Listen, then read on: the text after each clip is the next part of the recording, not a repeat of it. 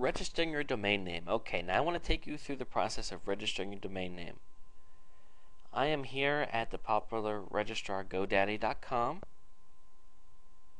and you saw earlier how I typed in some ideas for domain names. Let's say that I decide that I want to purchase my dog training help. Okay, I'm not saying it's the greatest domain name, just using it as an example. I'm going to go ahead and check it. I'm going to here add and proceed to checkout. Now here is the most important thing you should know about buying a domain name. They're going to try to upsell you about a bazillion extra services. Now you don't have to take them. When I said that a domain name is $9, $10, $11, I meant it. However, they are going to try everything they can to get you to buy more. You do not need it. So I want you to follow along with me as I go about things. First, I'm going to go ahead. I already have a GoDaddy account, so I'm going to go ahead and sign into it. But if you don't have one, you can just go ahead and fill in your information here. In fact, I'm just going to make up information. I'm going to pause and do that.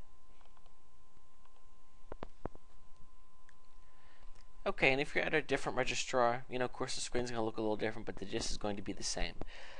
We can see here that from the get-go, they want me to register the domain for 2 years. I'm going to suggest, especially just starting out, you don't need 2 years. 1 year is fine. So go ahead and change it to 1 year. Sometimes I've even seen them have it be at 5 years by default. So make sure that you check this stuff. It stinks that they're going to be a little deceptive like this, but that's how they are. Mike Jones, that's the name that I made up, for this video. So, okay, domains in this order. You can hit this just to see. There it is, my dog training help. Contact information, which is what I filled out in the last step. Okay, do you want your domain to be certified? I would not worry about that, uncertified.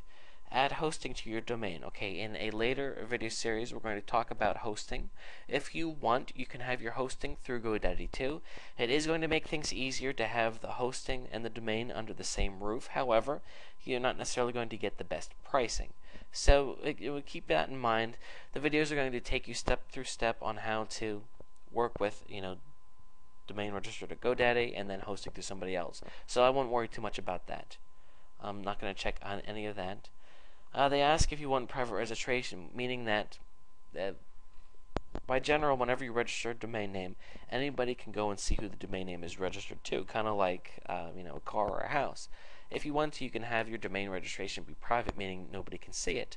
You can do that if you want. Of course, it costs money. Surprise, surprise. But I don't think it's necessary, unless you have something to hide. And if you're creating a business for yourself online, it's not always the best idea to hide something. So there's additional things here. Again, you don't need any of it. This extra stuff here. I just go ahead and I say, no thanks, I'm ready to check out. Please stop trying to sell me stuff, because if you don't, they're going to try to sell you even more stuff. Okay, now, review the shopping cart. Here we are. Actually, somehow I got 2 in there.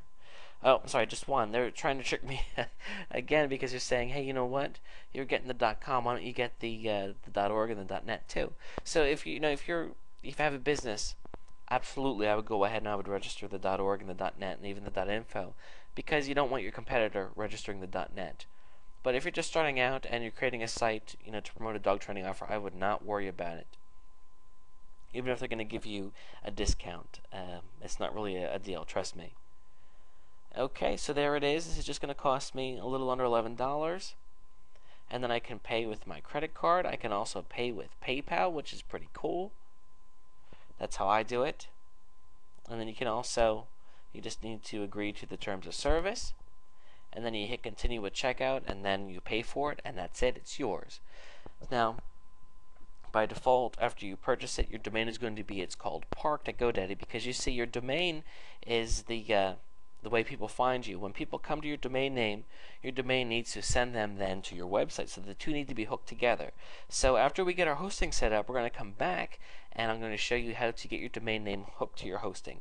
So as of right now, we're just purchasing it, and in the meantime, your domain is going to be parked at wherever you registered it. So if somebody goes to your domain name, it's just going to say this domain is parked at GoDaddy, blah blah blah. So that is how you go about and you purchase it. You want to, of course, keep your login information so you can access your account later, which you will need to do once you get your hosting set up.